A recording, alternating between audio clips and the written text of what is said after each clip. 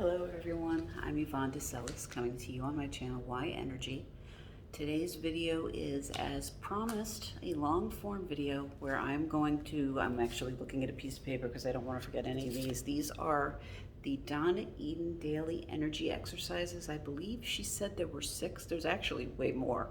And you also don't have to do all of these. You can do some of them, you can do one of them, and you can do whatever works for you. As I always say, when it comes to energy healing, your body is a really good indicator of what works and what doesn't. So what you want to do is what feels right.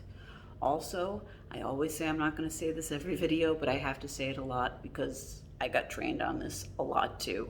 With energy healing, the best breathing practice, sorry by the way that my camera keeps kind of trying to go sideways on us, but with energy healing, best breathing practices are to breathe in through the nose if possible and out through the mouth. And when you breathe in, have your tongue touching the roof of your mouth. Right behind your top row of teeth, there's a little divot when you breathe in. When you breathe out, feel free to let it drop. But if you can't do nasal to oral, that's fine. Just breathe however is best. You don't want to distract yourself with something like that. Now, the other thing I have to mention is, well, 2 things. Number one is I hope you can hear me. I'm going to talk as loud as I can. I will also try to caption this video as well as I can. It really depends on how well of a job YouTube does, and then I will edit it. But I'm going to try very hard to do this, but I don't think you're going to be able to see me fully in frame on these. I'm going to try my best though. I'm looking at this because I want to do this in the order she has it in her book.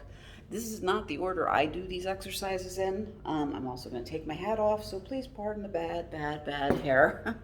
It's not very good right now, but this is not the order I do these exercises. And when I do these exercises, I start with the Wayne Cook posture, and since the Wayne Cook posture ends with me, or with you, you'll see when I show you this, but it ends with putting your hands together on your forehead and pulling apart, which is the first move of the cross crawl.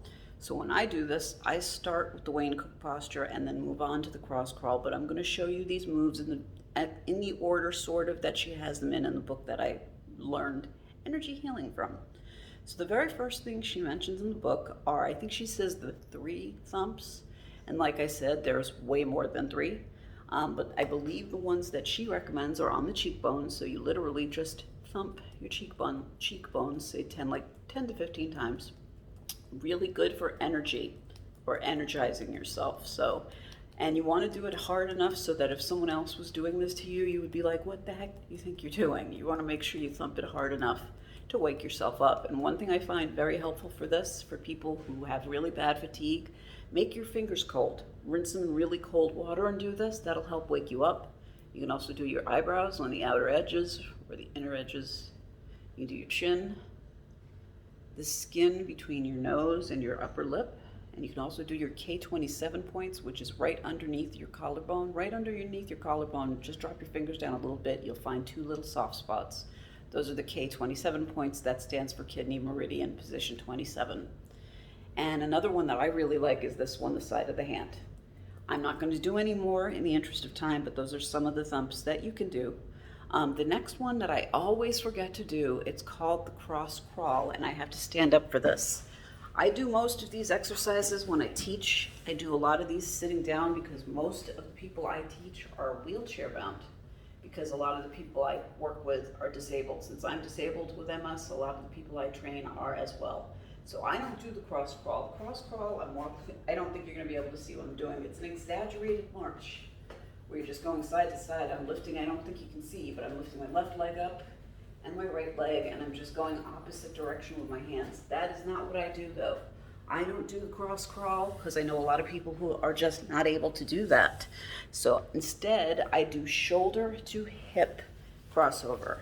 And best thing to do is when you're going up, breathe in, and then drag from your shoulder to your opposite hip and just shake your hand. And then breathe in once again and go to your opposite hip, shake the hand. When you're done, shaking the hands helps get rid of any negative energy that you've picked up. So that's my substitute for the cross crawl is the shoulder to hip crossover. The next one is the Wayne Cook posture. And I've been asked by several people, who the heck is Wayne Cook? I guess Wayne Cook was the pioneer of this move. This is really, really helpful for calming down. And this is another one where I don't think you're going to be able to see in frame what I'm doing. I'm going to try to back up. I will do this one I can't do this one standing because you can't really see what I'm doing. I was going to say I was going to sit down to do this, but I can't see what I'm doing, unfortunately. So I'll just tell you, I'm going to come up a little bit closer so you guys can hear me. I'm very sorry about this, but I just can't find a good position for this. I'm going to have someone else who can film me doing this. But what you want to do for the Wayne Cook posture, you can do it seated, you can do it lying down, or you can do it standing, but you want to cross your legs in one direction and then cross your arms opposite. So say this is my left arm and this is my right arm.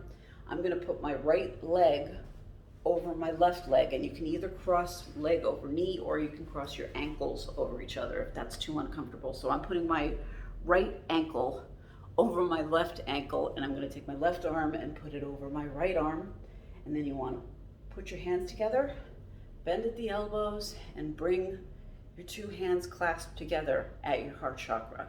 So again, your arms are crossed in opposite directions, and all you want to do is breathe while you're in this position. Just breathe in and out. And let's take one more in and out. So in, and then on the out breath, you're going to let go, and you're going to steeple your thumbs together and put them right at your third eye, or underneath the third eye, right where your nose meets with your head. You bring your other fingers together, steeple them, and then let's just take a breath in, look up. And then on the out breath, bring your hands together in the center of your forehead and pull apart. And as I said, when I do this, I go from this move to the crown pull, because that is a crown pull move. This is where the Wayne Cook posture ends, putting the hands together and pulling apart. So the next move, as I said, that I do is crown pull, and I don't know if I wrote these in the right order, but I did write crown pull for after this. So again, crown pull, hands together in the very middle of your forehead, press in and pull apart. And then you're just going to go up, and you don't have to touch yourself when you're doing this. You just want to keep your fingers within a 3-inch radius of where you are. So no more than 3 inches apart. Pull apart, go back, pull apart. And you just keep doing that. Just keep pulling apart and going back down the back of your head. Keep going, keep going. When you get to your torso, just go to the shoulders, and you can end the crown pull there. And that is the crown pull. That's opening yourself up to the energies above. The next one that I have is the zip up. The zip up is really easy. It's a meridian tracing. You put your hands together, and again, I don't think you're gonna be able to see this all the way. I'm going to talk louder now. Hopefully you can hear me. Hands together this way at the pubic bone. Breathe in, and as you breathe in, bring your hands up, up, up, up, up, up the neck, over the chin, to the lower lip, and at the very sides of your lips, make a locking motion, and that is the zip up. The next move is the hook up. The hook up, my belt bag's in the way, but you put one middle finger on your navel.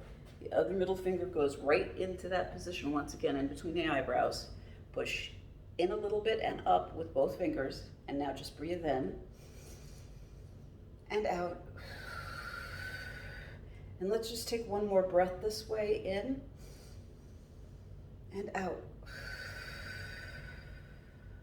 Doing the hook up basically links up your northern and southern energies, or your energy hemispheres is what I've heard said in the past. So that was the zip up and the hook up.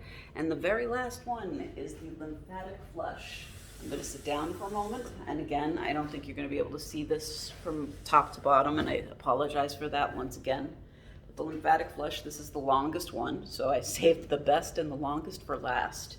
Lymphatic flush, you start on the K27 points. This is a really good way of ridding your body of toxins that have built up in the evening or anytime during the day. If you find yourself just feeling lousy and you can't put your fingers on what it is, sometimes doing the lymphatic flush can be enough to help you feel better. So again, you just very vigorously massage the K27 points and then go out about 1 inch. There's 2 other divots. These are governing points. So you're going to massage here. And I'm going to try to stop saying vigorously massage, because I know I say that a lot and I'm sure people get sick of it. But when you're done with the governing points, you then take your knuckles and briskly massage where your arms meet your torso on each side. So start at the top. And I have to warn you, some of these spots that I'm showing you might be really sore, and if they are, it corresponds to another spot of pain somewhere in your body. The worst is going to be the hips and between the legs. So you do the spot where your arms meet your torso. Then you use your knuckles, start at the sides, right above the pecs, go in to the center, then go under the pecs from the sides and massage in towards the center. And I'm gonna have to take my belt back off, I think, just to get it out of the way temporarily. Sorry about this.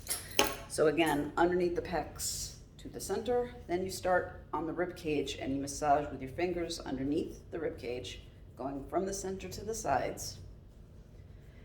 And then with your knuckles, you go from the sides in towards the center. And now you want to start about an inch over the navel, and with your fingers, massage, and just keep working your way down, massaging past the belly button, past your stomach, your lower stomach, your sacrum, go all the way down until you hit your pubic bone. Once you hit the pubic bone, you're going to switch to the hips, and this is where you might find some really, really, really sore spots. I have to warn you, it may really hurt. If it really hurts, it corresponds to another pain somewhere in your body, but you want to do this all the way down to about an inch over your knees. And then, and again, I don't think you're going to be able to see this.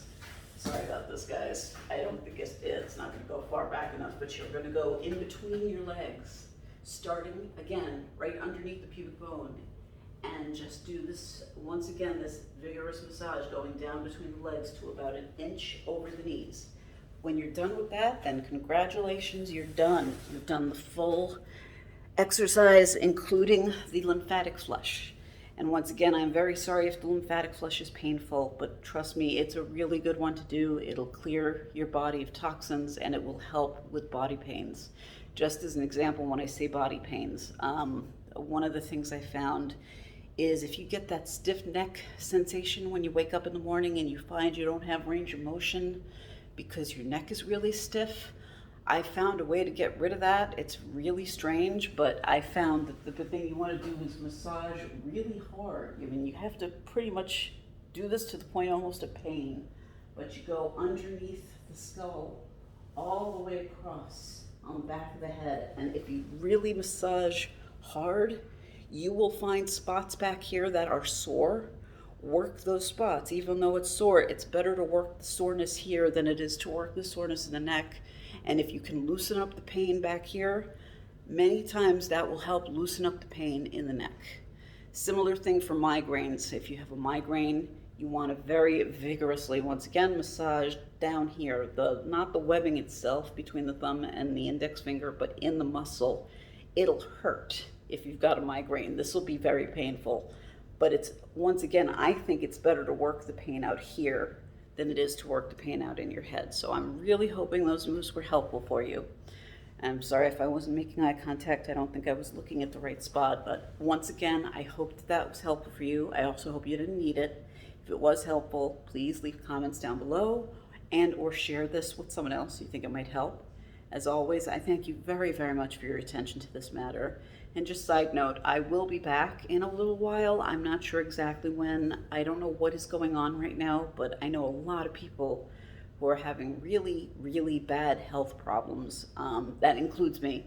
I have a couple of doctor's appointments coming up. Things have not been going great. I think it's the change of season. I really don't know what's going on, but I know things are going to get better.